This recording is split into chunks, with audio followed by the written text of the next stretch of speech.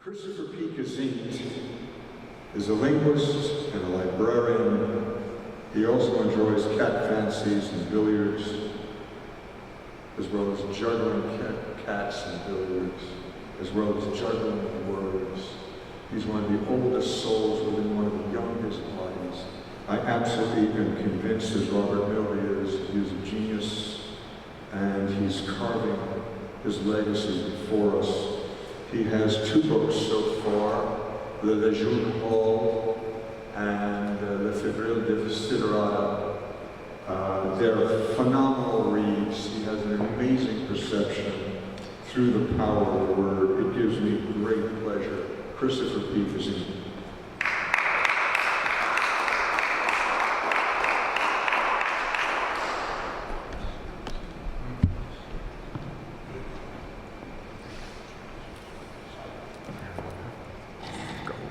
Thank you, Hayden. Tonight I will be reading some longer poems from my 2 books.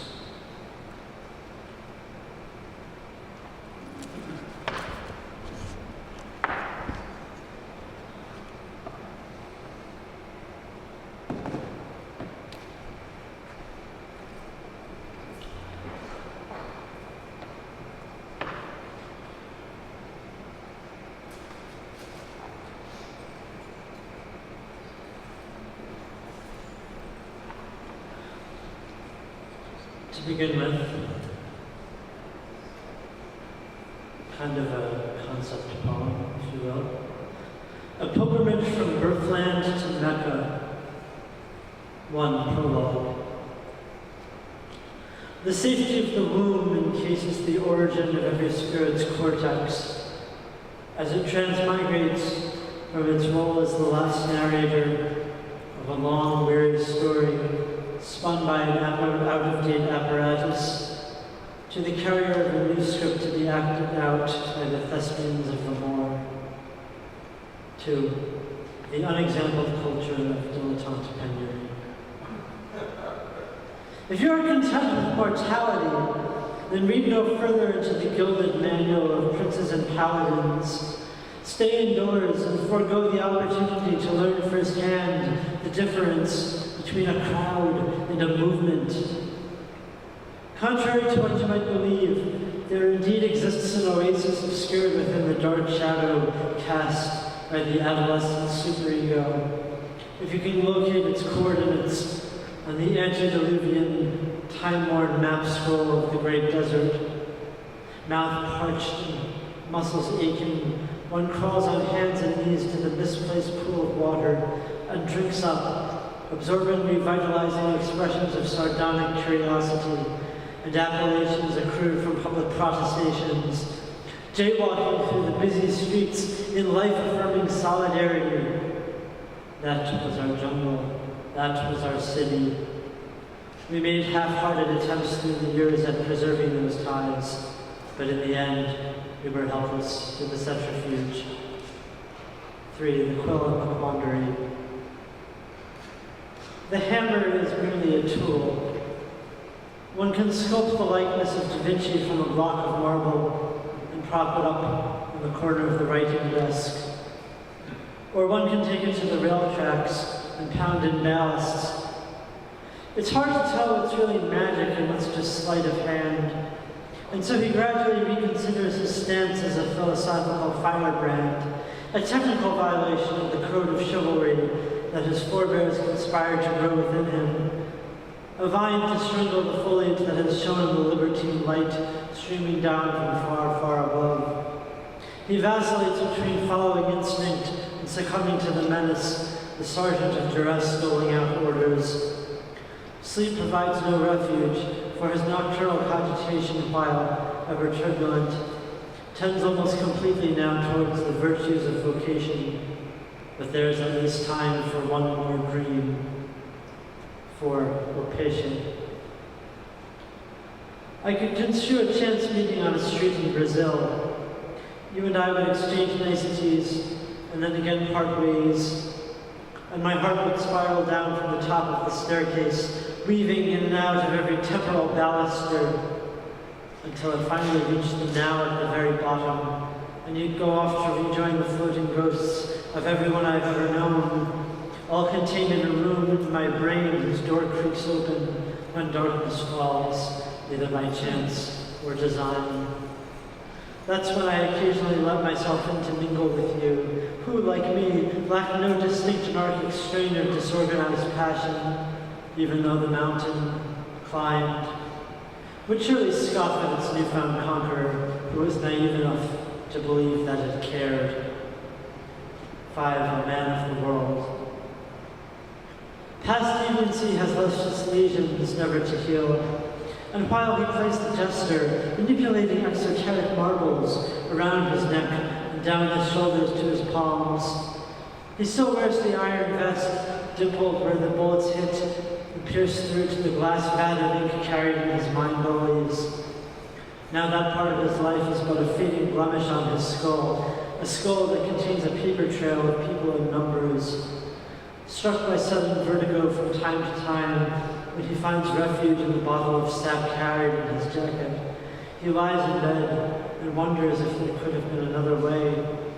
The mutinous imps that once screamed in suffocation now lie completely lifeless in the field between the two trenches of soldiers, one side fighting for the fire of youth, the other for perceptions of decency. In the end, self-discipline and apostasy of all that is wild have left him so unwillingly ordinary. 6. Chromatic aberration. No more textual platitudes appearing and disappearing from the book you've written, the opus magnum encapsulating each hardship and joy with the privilege of the common language in your hand. And no more excerpts from the dialogue between antiquity and modernity that has persistently gone on through each stage of your life. These have all been replaced by weary resignation as you approach the tipping point, the maelstrom's fitful circumvolution, sucking the poison out of your wounds in vain. For the odds are indeed in favor of occasional chaos, of chroma's dilutions in reds, blues, and yellows, streak and blot into a melancholy post-mortem, like a carnation withering under the fearsome power of the summer sun. 7. Afterward. There is a peacefulness surrounding every gravestone. Crows fly far above, indifferent to all the chains of events that have preceded the slabs of granite inhabiting the old cemetery. People will drop flowers from time to time as they quietly visit the final resting place of the human being they once knew. But the fable has come to an end, and the saga can only continue on some other unexplored plane.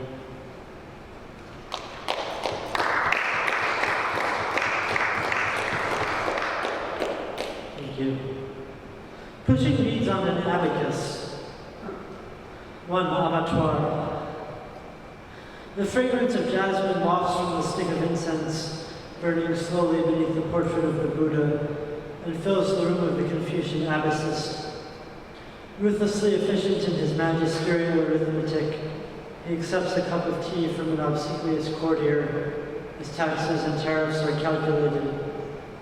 Today I make my own computations in order to prove the theorem that while the world sleeps, antithetic artistic currents can in fact be more awake than an entire trading floor of portfolios and funds instantly circumnavigating the globe, investors squaring the circle as money changes hands.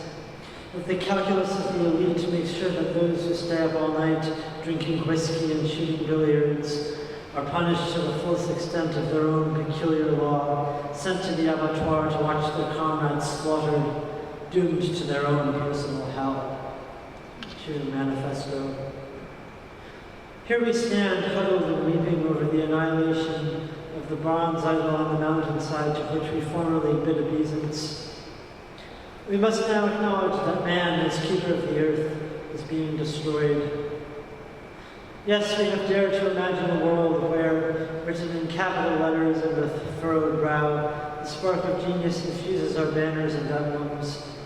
Ink is pressed from the ribbon onto words on pamphlets as energy from some other dimension streams out of the faucet, yet the peasants still refuse to take to the streets. We compose little poems describing fleeting states of mind, but the embodiment of the epic is dead. For a man to be a true rebel requires complete and stark separation from every institution that attempted to raise him. Until then, he is a provocateur. Has time perhaps finally slowed down? Might we have emerged safely from the Bohemian years, confident in our part as contributors to a new order? 3. Necropolis. The orchestra warms up for the overture to some afflicted opera, the last song for the last existentialist. Oboes whine and strings squeak before my sole seat in the audience, an ethical chameleon slithering up and down the beanstalk. From the Book of Enlightenment I sleep secured in my top hat, to the catalogue of sins and depravities hidden in the soles of my monk-strapped suede shoes.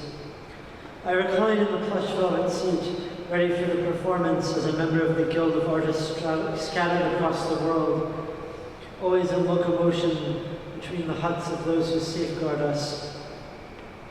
The musicians all have their hair cut short, like soldiers or prisoners, and as my glance meets that of the tuxedoed first violinist, the discomfort of eye contact forces me to look down.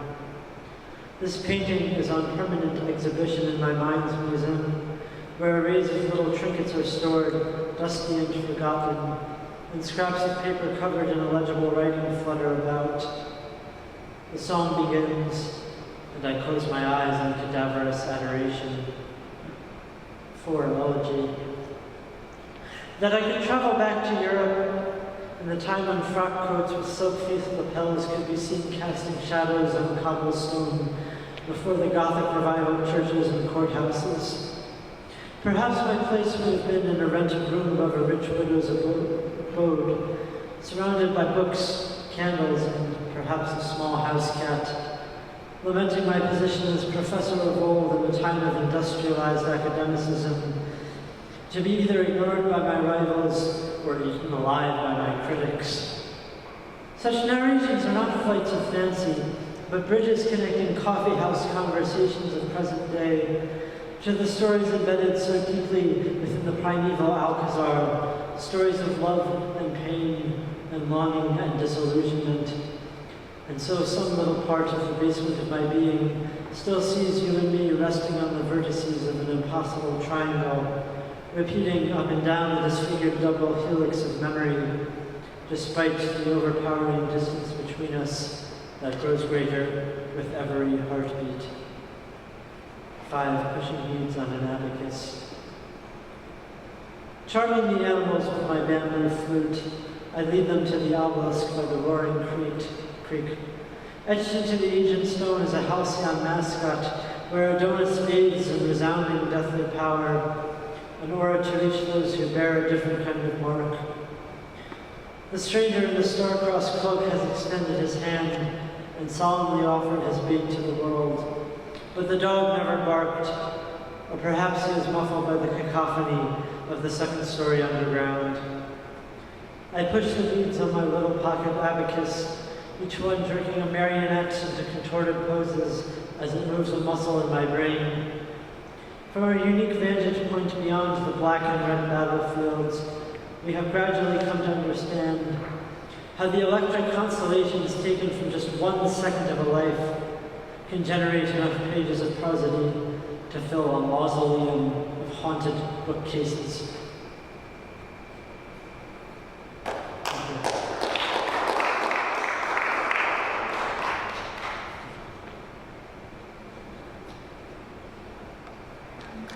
The Darkness, parts 1 through 10. 1. O thou moon. O thou moon, who presidest over plateau and canyon, over red rock and mesa, would thy power be impugned by those howling wolves who are convinced that it is their own shrieks and salvos that rule the dark night?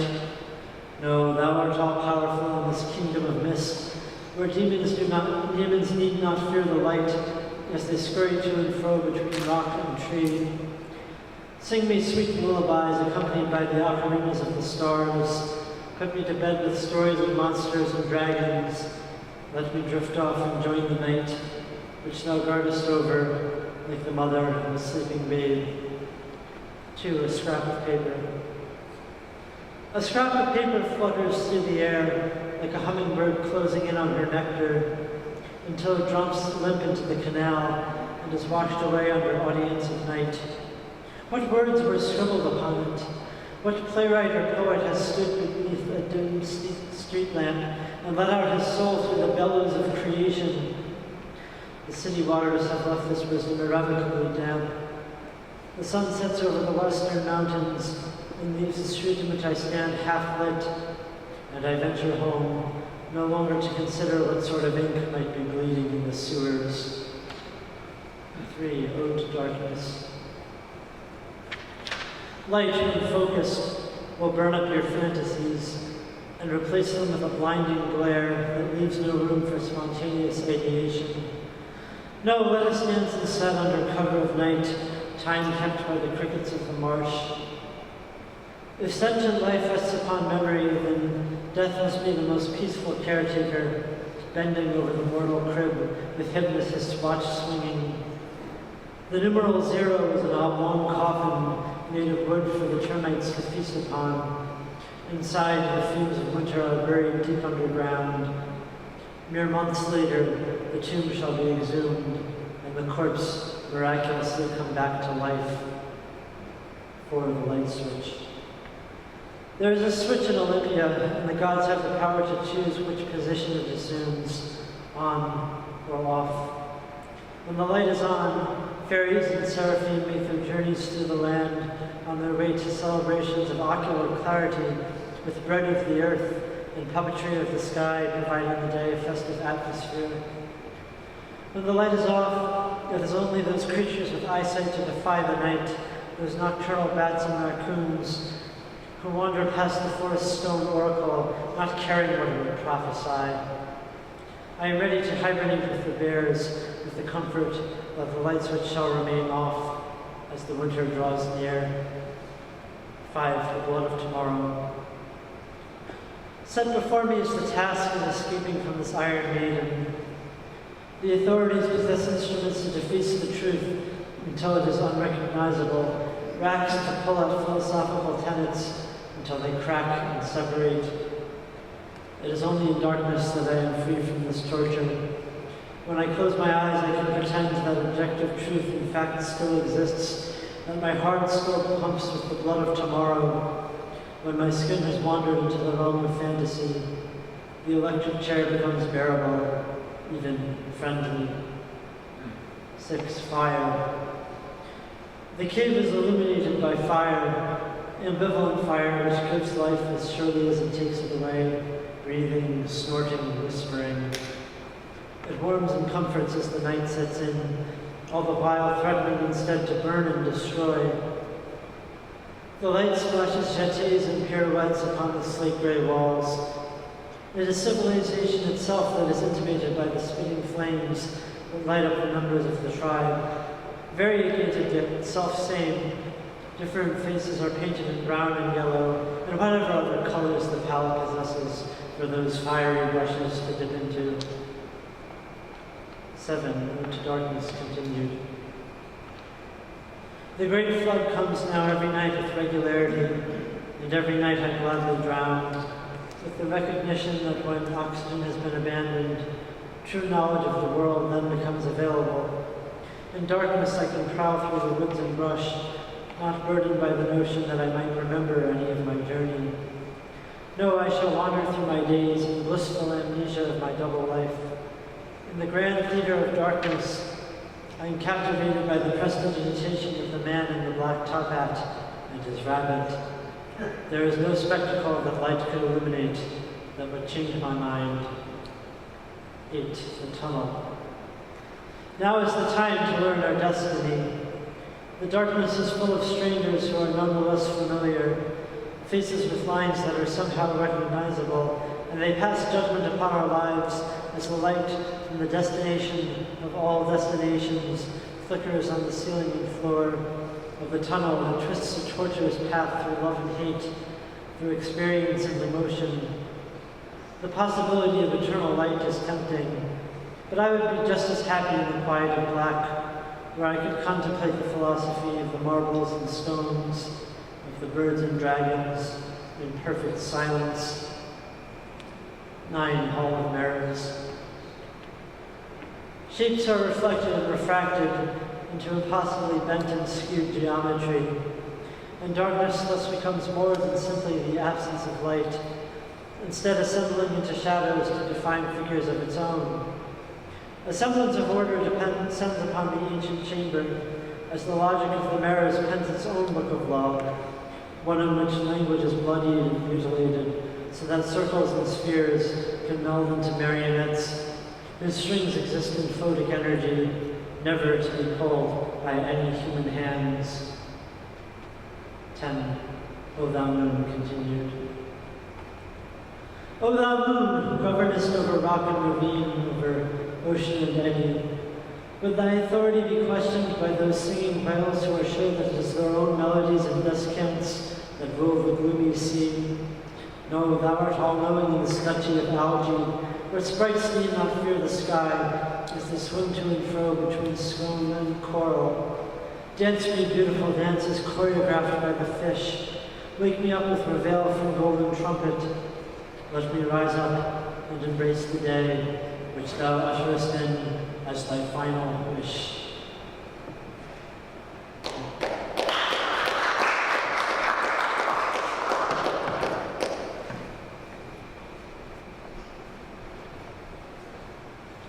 The Pianist with 1,000 Faces.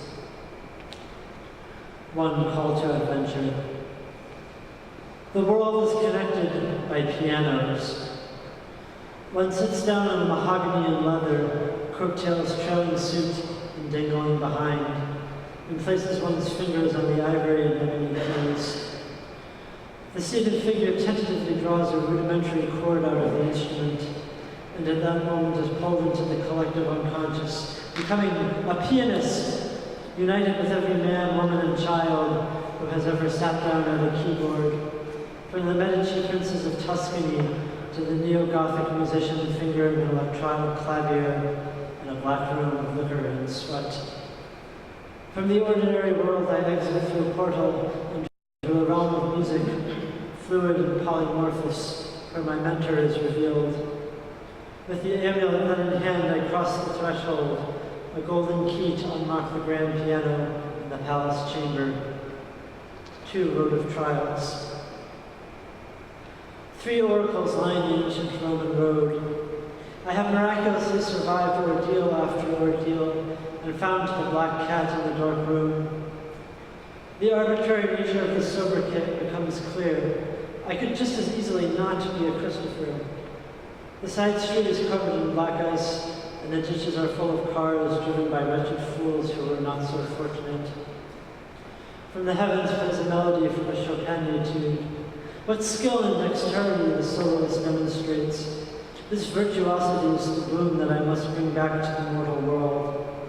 I will be able to sit at the piano, fingers flying madly across the octaves, stabs unable to continue the notes as they leap off the paper. The sun is hot on my neck as I wearily walk back to the brink. 3 Magic Flight. Need the mythical adventure come to an end? Or may it somehow stay alive, even as the hero returns via sea vessel, evading temptations from sirens and motofagi, to find the home that, by definition, while peaceful, lacks the formative trials and tribulations that defined his youthful journey out into the world. Nostalgia rings out of the upright piano, in which hammers strike strings and triad arpeggios, playing the mournful tune of Mustos. All of my friends that I met along the way are now at a hazy memory.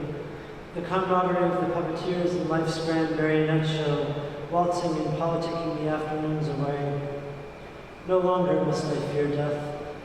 The swan warbles the most beautiful song as it perishes, and I look forward to old age, when all my troubles are behind me, and all that remains is the final closing of the eyes into eternal peace.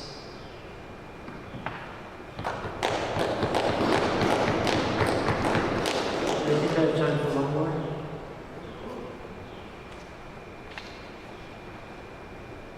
Civilization in Darkness in Opera. 1 Eventide Overture. My jacket is spangled in medals, earned as a veteran of cerebral war. Terrified of the world outside my window, I crawl beneath the covers and pray to the dust mites to be able to close my eyes and live once more within the fog that has descended upon the land by will of the queen of earthly delusions. Once again, I have blackmailed myself. Death peeks out from beneath the bedsheets and expunges my name from the document that has bequeathed me the land of my ancestors. 2 The overpass, curtain up. Like lambs being led to the gas chamber in lieu of a quantum slaughterhouse, we must give a firm embrace, bidding goodbye to beauty as we know it. Farewells ring over hills whose grass is brown and damaged, so farewell to the birds and the bats.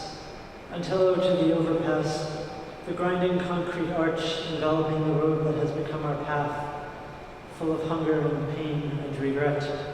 I must forget your beauty, for it crushes my brain like a vice grip. 3 Stripes, color joy. This zoo of men has hardly been outlawed. Like children in wolf costumes, or find islands of wild beasts, I view human strivings through a spyglass that reveals vestigial patterns in the flesh, which remain extant even after all these years. We pace back and forth in these cages that still contain us despite our purported freedom. Forget about the newspaper headlines that shout of treaties and wars. Disregard the pontification of politicians who swear promises during election campaigns. The real spiritual battle yet goes on, with frantically beating hearts, desperately pumping blood to limbs, pawing dead earth for want of grass. 4 Circle of Fifths, unchopped. I have died and been reborn within the stabs of a sonata. My calendar is now filled with appoggiaturas and secondary dominants that deceive the ear, much to the protestation of brainwaves that have predicted closure in vain. I follow a glissando into the void between treble and bass, where demons breed offspring beneath the piano wires. The anvil is pounded ostinato by a smith forging weapons for the next war, when rockets and bombs will weave in and out of counterpoint, and jets will achieve lift off of runways so that yet another country may be destroyed.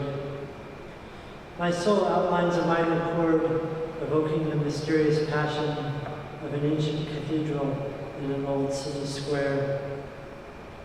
5 Firing Squad, Portamento. Naive scientists struggle between themselves while brewing poisonous potions. Society may no longer depend on coal and steam, but gunpowder still rules an otherwise lawless expanse where criminals loot and riot. There are so many ways to meet one's death, whether by noose or narcotic or magnum.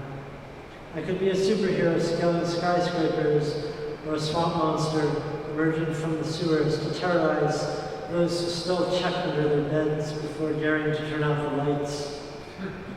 Even as a mere human, I fear for tomorrow, when my fate might be revealed, projected onto the face of the building, so that everyone can see it and know it must be true. 6 Winter's Prelude, curtain down. October appears at the door, casting his shadow beneath the candelabra. Try as we might, we may never escape from the claw that stalks us, even as we change our names and addresses and disguise our faces with masks. There is a monastery filled with statues of our forebears, martyrs and saints who sacrificed euphoria for peace in the hearts of their descendants. It is only a matter of time before the air will turn frozen and force us into hibernacular. This is the terminus of the highway of life. The coming of spring seems like the wildest fantasy, but we must muster belief with all our might so that we may someday emerge. 7 Morrow, Ovation. The world comes into focus. I force myself out of bed and onto the morning canvas that is spattered with green and blue paint. The birds hold secrets that they sing in code out to the great cipher machine of the sky. Indian summer has stolen the color from the leaves. Even without drought, they simply give up and fall to the hardening ground.